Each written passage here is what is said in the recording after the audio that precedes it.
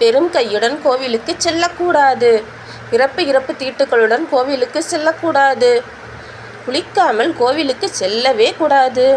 வீட்டு தெய்வத்தை வழிபட்டு கோவிலுக்கு செல்ல வேண்டும். தலையை விரித்து கொண்டு கோவிலுக்கு செல்லக்கூடாது.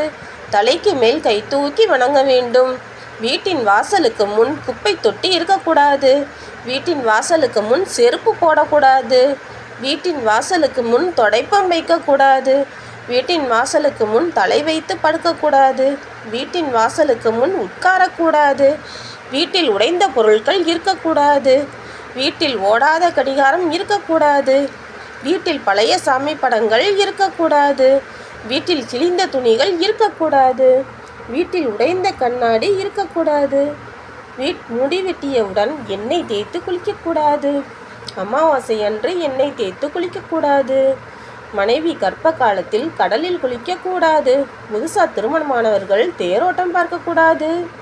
குழந்தைகள் இருக்கும் வீட்டில் கால்களை கழுவாமல் செல்லக்கூடாது. வீட்டில் வடக்கு தலை வைத்து படுக்கக்கூடாது.